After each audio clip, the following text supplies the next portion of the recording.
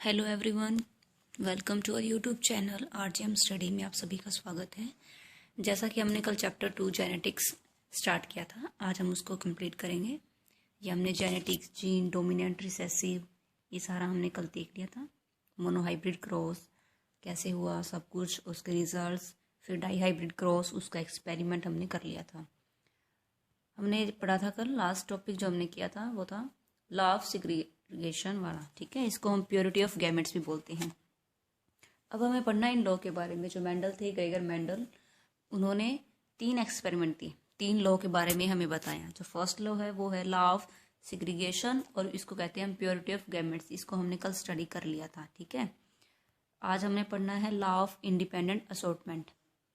Law of independent assortment, इसके अंदर क्या होता है कि in the inheritance of more than one pair of traits in a cross simultaneously factor responsible for each other of traits। इसके अंदर क्या होता है कि 2 करेक्टर होते हैं। जैसे हम 2 करेक्टर लेके चल रहे हैं, एक है डोमिनेंट और एक है रिसेसिव। ये 2 हम लेके चल रहे हैं, इन दोनों का हम करवाते हैं क्रॉस। इन दोनों का हम क्रॉस कराते हैं तो जो फर्स्ट करेक्टर है, जो पहला जो करेक्टर है, वो दूसरे के काम में इंटरफेयर नहीं करेगा। ठीक है, जो एक करेक्टर है वो दूसरे करेक्टर के काम में इंटरफेयर नहीं करेगा, दूसरा पहले के काम में इंटरफेयर नहीं करेगा। ये क्या होते हैं? इंडिपेंडेंट होते हैं। इंडिपेंडेंटली टू गैमेट्स, ये इंडिपेंडेंट ही रहेंगे।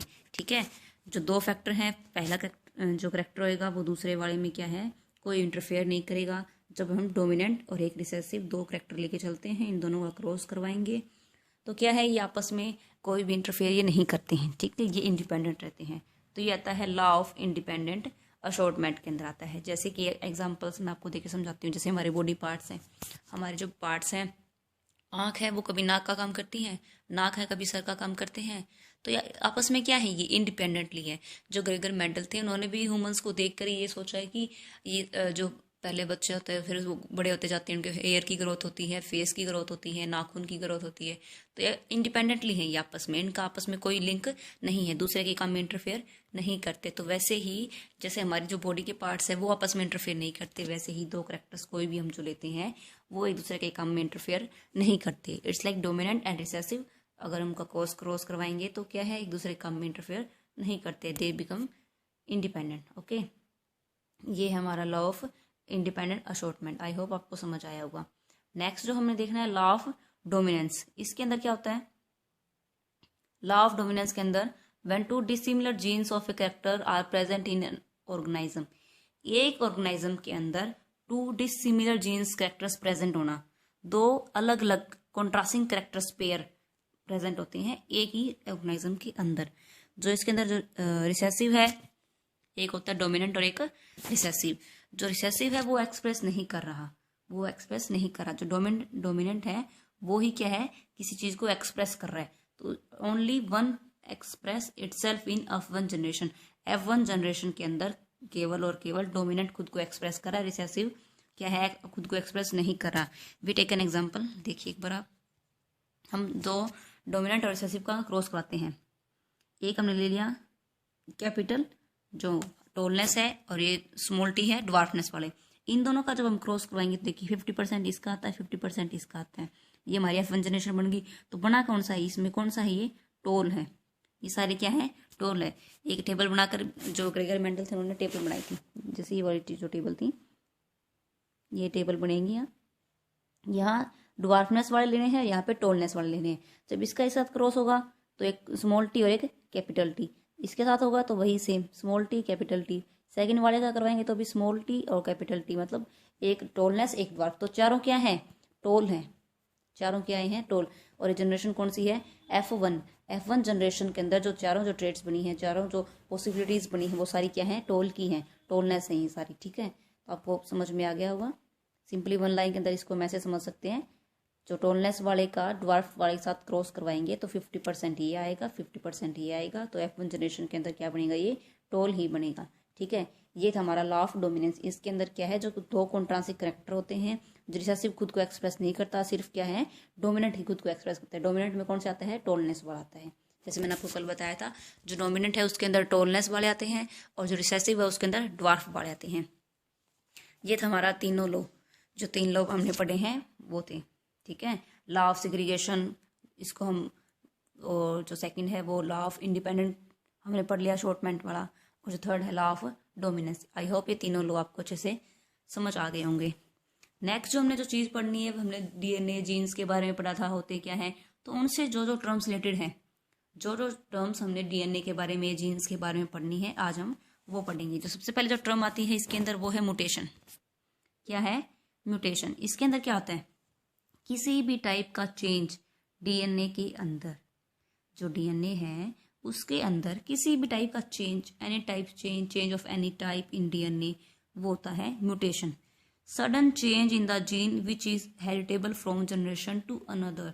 एक जनरेशन से दूसरी जनरेशन में आ रहे हैं, उस टाइम अगर कोई सडन चेंज हो जाए, जो पेरेंट्स के अंदर नहीं थी कैरेक्टरिस्टिक्स, वो उस बच्चे के अंदर हो, तो वो क्या है? एकदम से सडन चेंज है जीन के अंदर, from one generation to another. ठीक है, जैसे कि जो पहले जो ह्यूमंस थे, जो थे उनके क्या थे? कान बड़े बड़े होते थे। ठीक है, कान बड़े बड़े होते थे, बट आजकल नहीं है। हाइट उनकी बहुत ज़्यादा होती थी, बट आजकल क्या है, उसके अंदर डिफरेंस आ रहा है। तो सडन चेंज है वो। सडन चेंज होने पर भी, सडन चेंज होने के बाद भी जो वो जीव हैं, जो ऑर्गेनिज्म है, जो ह्यूमन है, कोई भी लगा लो आप, जो जीन्स ट्रांसफर हुए हैं, तो सडन चेंज होने के बाद भी वो क्या है? वो जीव फिर भी वो जिंदा रहते हैं। ठीक है, कोई वो तो नहीं है ना, वो जिंदा रह रही हैं। ठीक है, तो वो होता है म्यूटेशन। म्यूटेशन किसको बोलते हैं? डीएनए के अंदर चेंज होना, sudden change in the gene, DNA के अंदर चेंज होना, वो होता है म्यूटेशन। सेकंड जो टर्म आती है वो आती है वेरिएशन। वेरिएशन कैसे होता है? देखिए, variation when characters are transmitted from one generation to another. जब एक जनरेशन से दूसरी जनरेशन के अंदर कैरेक्टर्स का क्या होता है? ट्रांसमिशन होता है, ट्रांसफर होता है। There is offspring look different from their parents. वो भी हो सकता है कि अपने पेरेंट्स से क्या हो? डिफरेंट दिखाई दे रहे हो, कुछ अलग उनकी प्रॉपर्टीज हो, अलग उनकी कैरेक्टरिस्टिक्स हो, वो अपने पेरेंट के जैसे ना भी हो, लुक डिफरेंट, उनसे अपने पेरेंट्स से क्या हो? अलग दिख रहे हो, तो उनके अंदर जो वेरिएशन आ रहा है उसको हम वेरिएशन ही कहते हैं। ठीक है, जो चेंज उनके अंदर हुआ है। चेंज कैसा? Characters are transfer from one generation to next generation, other generation. There is a offspring look different from their parents. Parents से अलग थोड़ा दिखना, पेरेंट्स से अलग लुक करना, डिफरेंट लुक होती है उनकी, तो उसी को हम कहते हैं वेरिएशन। ठीक है, वो होती है वेरिएशन। आई होप आपको म्यूटेशन और वेरिएशन का डिफरेंस क्लियर हो गया होगा। म्यूटेशन क्या होता है? Sudden change in the gene which is heritable from one generation to another. ठीक है, और जो वेरिएशन होएगा वो क्या आएगा? जो करेक्टर ट्रांसफर होते हैं वन जनरेशन से दूसरी के अंदर, तो वो क्या है? अपने पेरेंट्स के जैसे नहीं दिखाई देते, लुक डिफरेंट, उनके सिमिलर नहीं होते, वो उनके जैसे नहीं होते, लाइक नहीं होते, बट डिफरेंट होते हैं। ठीक है, वो होता है वेरिएशन।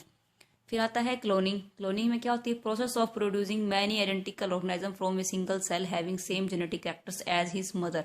क्लोनिंग के अंदर क्या होता है? जैसे उसकी सिंगल सेल से सेम जेनेटिक कैरेक्टर्स होना, एज हिज मदर, जैसा उसका मदर का जो कैरेक्टर था वही सेम उसका आगे ऑर्गेनिज्म का रहना, वही होता है आपका क्लोनिंग। नेक्स्ट हमने पढ़ने हैं ऑटोसोम्स। सॉरी, ऑटोसोम्स क्या होते हैं? Chromosomes other than the ones responsible for the sex gender of an individual. वो क्रोमोसोम जो सेक्स क्रोमोसोम है उनको छोड़कर बाकी जितने भी जो क्रोमोसोम्स हैं उन सबको हम बोलते हैं ऑटोसोम्स। 22 पेयर होते हैं इनके। कितने? 22 पेयर्स होते हैं, टोटल 23 हैं, बट जो 1 पेयर होता है वो किसका होता है? सेक्स क्रोमोसोम का होता है। बाकी जो लेफ्ट बचे हैं वो होते हैं 22 पेयर्स। 22 पेयर्स जो ह्यूमंस बींग्स के अंदर होते हैं क्रोमोसोम, 22 पेयर्स को हम और क्या बोलते हैं? ऑटोसोम्स बोलते हैं। और जो बाकी जो 1 पेयर बनता है उसको हम सेक्स क्रोमोसोम बोलते हैं। ठीक है, देखिए कितने होते हैं?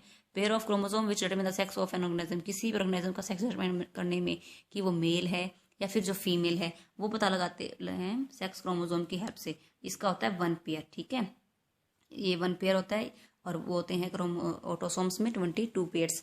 इस 1 पेयर की हेल्प से पता लगता है sex of an organism. Human beings have 1 pair of sex chromosomes. ठीक है, नेक्स्ट जो हमने पढ़ना है हैप्लॉइड एंड डाइप्लॉइड। हैप्लॉइड क्या होते हैं? Single set of chromosome. इनके अंदर सिंगल होते हैं, जैसे कि गैमेट्स हो गए, जो गैमेट्स होते हैं। ठीक है, उनके अंदर सिंगल होता है। डाइप्लॉइड के अंदर 2 सेट ऑफ क्रोमोसोम होते हैं। इनके अंदर 2 सेट ऑफ क्रोमोसोम होते हैं, हैप्लॉइड के अंदर 1 होता है। ठीक है, अब आगे आता है होमोलोगस क्रोमोसोम और एली। ये आप अच्छे से देखिए दोनों। जो होमोलोगस जो क्रोमोसोम्स है इसके अंदर क्या होता है? A pair of chromosome having same size and shape bearing corresponding gene. जो एक जीन है, जैसे हमने पढ़ा था, हमारे अंदर होते हैं 23 पेयर होते हैं, तो उसमें जो 22 पेयर है वो क्या है? ऑटोसोम्स है। तो ऑटोसोम्स है। एक पेयर के अंदर कितने हैं? 2 क्रोमोसोम। जो 2 हैं, 2 क्रोमोसोम का क्या बनता है? एक पेयर बनता है। जो एक पेयर है वो 2 क्रोमोसोम का बनता है।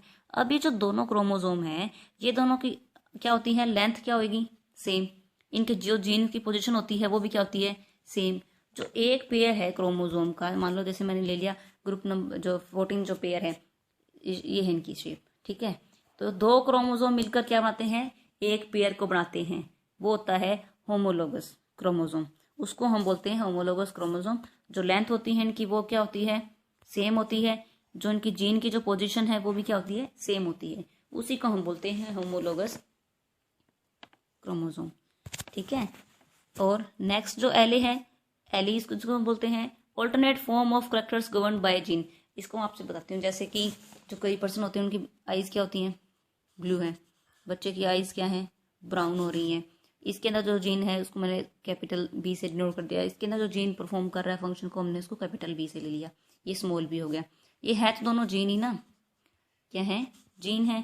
तो एक ही जीन के 2 अलग अलग वेरिएंट्स हो गए, ये ब्लू और ब्राउन। ये क्या है? एक ही जीन के 2 अलग अलग वेरिएंट्स, इन्हीं को हम कहते हैं एले। एली किसको बोलते हैं? एक ही जीन के 2 अलग अलग वेरिएंट्स को हम एली बोलते हैं, ठीक है। आई होप आपको समझ में आया होगा अच्छे से, ठीक है। डेप्लॉइड, होमोलोगस क्रोमोसोम, एले, haploid, sex chromosome, autosomes, cloning, ये जितनी भी टर्म्स रिलेटेड थी जीन के अंदर, जितनी भी डेफिनेशंस आती हैं, जितने भी पॉइंट्स टू रिमेंबर हैं, वो सब हमने देख लिए हैं। और जो तीनों लॉ हैं डोमिनेंस के, वो भी हमने पढ़ लिए। Law of independent assortment, law of dominance, law of segregation, जिसको हम प्योरिटी ऑफ गैमेट्स भी बोलते हैं। ये तीनों हैं मेंडल्स के लॉ। ये तीनों हमने अच्छे से एक्सप्लेन कर दी हैं। चलिए हम हमारे नेक्स्ट चैप्टर की ओर चलते हैं। ये चैप्टर स्मॉल ही था, इतना ही था। हमने हाफ कल कर लिया था और हाफ ये आज हो चुका है। अगर आपको पीडीएफ वगैरह चाहिए तो आप हमारे टेलीग्राम चैनल या फिर यूट्यूब से या फिर इंस्टाग्राम व्हाट्सएप ग्रुप से जुड़कर, या आप इन नंबर पर मैसेज कर सकते हैं तो आपको ग्रुप के अंदर ऐड कर दिया जाएगा टेलीग्राम ग्रुप से। वहाँ से आप इन पीडीएफ को डाउनलोड कर सकते हैं। हम पहले चैप्टर वाइज थ्योरी पढ़ते रहेंगे। थ्योरी पढ़ने के बाद हम एमसीक्यू का एक सेशन रखेंगे जिसके अंदर हम चैप्टर वाइज जो पीवाईक्यू आए हुए हैं आपके एग्जाम्स के अंदर, पीवाईक्यू को कंसिडर करेंगे। और जितने भी एग्जाम्स से रिलेटेड क्वेश्चंस जो बनते हैं, अराइज हो रहे हैं, उन क्वेश्चंस को भी हम डिटेल से स्टडी करेंगे इन एमसीक्यू सेशन, ठीक है। तो चलिए हमारे नेक्स्ट चैप्टर की शुरुआत करते हैं। वो है सेक्स डिटर्मिनेशन। जो लास्ट चैप्टर पढ़ा था जेनेटिक्स हेरिडिटी, उसी से रिलेटेड चैप्टर्स हैं, तो आपको ये साथ के साथ समझ भी ये भी आ जाएगा, ठीक है। इस चैप्टर के अंदर आपको क्या करना है? सबसे पहले आप देखिए सेक्स डिटर्मिनेशन क्या है, इसका मतलब, ठीक है। The process by which sex of a child is determined. कोई भी चाइल्ड है उसका सेक्स, जैसे वो मेल है या फीमेल है, वो कैसे पता लगेगा? वो होता है सेक्स डिटर्मिनेशन, सेक्स का पता लगाना चाइल्ड का। Chromosomes that decide sex of a person, वो क्रोमोसोम जो बताते हैं ये मेल है या फीमेल है, उसको हम कहते हैं क्रोमोसोम्स। उस पेयर को, उस जो हार्मोन से जो क्रोमोसोम्स है वो क्या होते हैं, वो बताते हैं ये पर्सन मेल है या फीमेल है, उसको कहते हैं chromosome. Out of 23 pair of chromosome in human being, आपको पता है जो ह्यूमन बींग्स है, जो मानव है, उनके अंदर 23 पेयर ऑफ क्रोमोसोम्स, गुणसूत्र, जो गुणसूत्र है वो कितने होते हैं? 23 पेयर होते हैं। एक पेयर के अंदर 2 क्रोमोसोम होते हैं, उसको बोलते हैं क्रोमोसोम्स। तो वो इनका 23 पेयर्स होते हैं वो, ठीक है। जो 22 पेयर्स हैं वो क्या होते हैं? ऑटोसोम्स। जो 22 जो पेयर होते हैं वो सारे क्या होते हैं? ऑटोसोम्स होते हैं। Which decide the other characters but one, जो वो अलग अलग कैरेक्टर्स को डिसाइड करते हैं। जो मेल और फीमेल के अंदर क्या है? सेम होते हैं। कौन से? 22 पेयर। बट जो एक जो पेयर है 23rd जो पेयर है वो डिसाइड करता है सेक्स ऑफ ए पर्सन, कि वो मेल है या फीमेल है, वो डिसाइड करवाता है सेक्स ऑफ ए पर्सन, वो होता है सेक्स क्रोमोसोम्स। आई होप आपको समझ आ रहा होगा। जो 23 पेयर होते हैं टोटल, ठीक है, उसमें जो 22 जो पेयर हैं वो बाकी कैरेक्टर्स को बताते हैं, उनको कहते हैं हम ऑटोसोम्स। जो 1 जो पेयर बच गया, 23rd जो पेयर बच गया है, वो बताता है कि वो मेल होगा या फीमेल होगा, उस पर्सन के सेक्स के बारे में जो बताता है, इसका मेल है या फीमेल है, वो होते हैं हमारे क्रोमोसोम्स, ठीक है। अभी देखिए बता रखा है क्रोमोसोम, जो 23rd जो क्रोमोसोम होता है, जो फीमेल होती हैं, जो मेल होते हैं, फीमेल के अंदर होता है XX, ये है फीमेल 23rd क्रोमोसोम। मेल के अंदर होता है एक X और एक Y, ठीक है। X और X फीमेल के अंदर होते हैं और XY मेल के अंदर होते हैं। X is of normal size, Y shorter one. X जो है वो नॉर्मल साइज का होता है, जो Y है वो थोड़ा सा उनसे शॉर्टर वन होता है। In sperm carrying X chromosome, अगर जो स्पर्म के अंदर X क्रोमोसोम है, fertilize an X carrying X chromosome then the child will be girl. अगर जो फीमेल है उसके अंदर क्या है, एक्स एक्स क्रोमोजोम है, मेल के अंदर क्या है, एक्स वाई क्रोमोजोम है। अगर जो मेल के जो स्पर्म है उसके अंदर एक्स क्रोमोजोम है तो मेल का है एक्स है, तो ये डबल एक्स बनेगा, तो मतलब ये तो फीमेल है, it's will be a girl. ठीक है, अगर यहाँ से एक्स और जो फीमेल के जो स्पर्म से है वाई कंटेन करता है तो वहाँ होता है बॉय। ठीक है, चाइल्ड होएगा बॉय। आई होप आपको समझ आ गया होगा। It sperm carrying X chromosome fertilize egg carrying X chromosome then the child will be girl. If the Y chromosome fertilize sperm carrying Y chromosome and carrying X chromosome in the female egg, then the child will be a boy। ठीक है, next है 50। ये 50-50 क्या है, जो fact, there are 50-50% chance of being of male और female child. जो child है उसका मतलब वो मेल होएगा या फीमेल होएगा, उसके दोनों के चांसेस क्या होते हैं, 50-50% होते हैं। In all of the female cells which do not take part in sexual reproduction one of the X chromosome is active and other is inactive. तो सेक्सुअल रिप्रोडक्शन के अंदर जो टेक पार्ट करते हैं वो कौन सा होता है, एक्स क्रोमोसोम होता है, others are inactive. This result in bar body. ठीक है, अब ये देखिए आपको डायग्राम से समझा कर सेक्स रेशियो ह्यूमन के अंदर क्या होते हैं, मेल फीमेल के अंदर एक्स एक्स क्रोमोसोम होते हैं, मेल के अंदर एक्स वाई होता है। अगर यहाँ से एक्स क्रोमोसोम तो होता ही है, यहाँ से अगर एक्स कंटेन करता है स्पर्म तो बेबी क्या आती है, गर्ल। अगर यहाँ से एक्स है स्पर्म से वाई है तो क्या होता है, बेबी बॉय। चाइल्ड का जो सेक्स करेक्टर है वो यहाँ से डिटरमाइन होता है। नेक्स्ट है sex determination by environmental factor. Sex determination by environmental factors कैसे, in some species of the turtle, कुछ जो स्पीसीज हैं उनके अंदर क्या होता है, high incubation temperature lead to the female and vice versa. High incubation होता है टेम्परेचर का तो फीमेल होती है, वरना कम है तो उसका वाइस वर्सा होता है। इन लिजार्ड, जो लिजार्ड्स हैं उनके अंदर क्या होता है, high incubation temperature lead to male. Lizards के अंदर क्या होता है, अगर हाई इंक्यूबेशन जो टेम्परेचर होगा वो मेल होता है। अगर snails can change their sex after maturation, जो स्नेल्स होते हैं वो अपना क्या है, जो चेंज कर सकते हैं सेक्स को after maturation, that is male in young state and female in later state. ठीक है, अब आते हैं जेनेटिक डिसऑर्डर। जो जीन्स है उनसे रिलेटेड कौन कौन से डिसऑर्डर्स हो सकते हैं। ठीक है, जितने डिसऑर्डर हो सकते हैं हम उनके बारे में पढ़ेंगे। जैसा कि आपको पता है in humans each cell has 23 pair, 23 pairs होते हैं क्रोमोसोम के। 23 मतलब उनके अंदर एक पेयर के अंदर 2 होते हैं तो 46 क्रोमोसोम्स हो गए ह्यूमन बींग्स के अंदर, ह्यूमन सेल के अंदर। इन एडिशन और removal in this number lead to genetic reversal. अगर 46 से एक प्लस हो जाए या फिर एक माइनस हो जाए, जो क्रोमोसोम उनकी जो संख्या है 46 से एक ज़्यादा हो जाए कम हो जाए तो वो होता है जेनेटिक डिसऑर्डर। वो किसका कारण बनता है, जेनेटिक डिसऑर्डर का वो कारण बनता है। ठीक है, कौन कौन से रीजन हो सकते हैं, कौन कैसे वो इफेक्ट कर सकता है वो देखते हैं हम। फर्स्ट है टर्नर सिंड्रोम। जो 23 पेयर हैं हमारे, 46 क्रोमोसोम हो गए, अगर उनके अंदर एक प्लस हो जाए, एक्स्ट्रा हो जाए या कम हो जाए तो बहुत सारी डिजीज, जो डिसऑर्डर जिसको हम बोलते हैं बायोलॉजी की लैंग्वेज के अंदर, डिसऑर्डर हमें हो सकते हैं। ठीक है, देखिए सबसे पहले आता है टर्नर सिंड्रोम्स। उनके अंदर क्या आता है, जो टर्नर सिंड्रोम है इनके अंदर मैं the female has x chromosome X0। इसके अंदर क्या होता है, हमने जैसे पढ़ा था जो 23rd पेयर था उसके अंदर जो फीमेल होती है उनके अंदर क्या होता है, एक एक्स और दूसरा एक्स दोनों होते हैं, ये कंटेन करती हैं। बट अगर किसी के अंदर जो टर्नर सिंड्रोम वो कब होता है, जब किसी फीमेल के अंदर ओनली एक्स क्रोमोसोम हो, एक जो दूसरा उसका जो पेयर के साथ एक और होता है, पेयर 2 का होता है, तो इसके अंदर ये ना हो, सिर्फ अकेला एक्स हो, which contain only x chromosome, only x गुणसूत्र होता है इसके अंदर, दूसरा वो है नहीं होता, तो वो होता है अपना टर्नर सिंड्रोम्स। ठीक है, 0 इसलिए लगा रखा है कि दूसरा वो है ही नहीं, तो इसलिए इसको X0 से डिनोट कर रखा है। ऐसे ही जिसके अंदर होता है तो उसको हो जाता है टर्नर सिंड्रोम्स। इसके अंदर क्या होता है, जो लेडीज होती है उनको क्या होता है, इनका जो कद छोटा रह जाता है, ऐसे रिलेटेड उनको डिजीज होने लग जाती हैं, कुछ ना कुछ कमी होती ही है। नेक्स्ट है डाउन सिंड्रोम। डाउन सिंड्रोम के अंदर क्या होता है, when an extra chromosome is added to 21st autosomal chromosome. अगर किसी के अंदर एक्स्ट्रा क्रोमोसोम्स होता है, एक्स्ट्रा क्रोमोसोम एक हो जाए, जैसे 46 होते हैं उसके अंदर एक प्लस और हो जाए तो उसको हम कहते हैं एक्स्ट्रा क्रोमोसोम प्रेजेंट हो गए, उसके अंदर 21 ऑटोसोमल क्रोमोसोम्स। ठीक है, तो person become mongolism, person is mentally retard. इस तरह क्या जाता है, उसका जो स्केलेटन है, उसका जो पूरा शरीर है मेंटली जो है वो स्केलेटन उसका वो है डेवलप नहीं होता, उसका जो स्केलेटन डेवलपमेंट है वो क्या होती है, पुअर।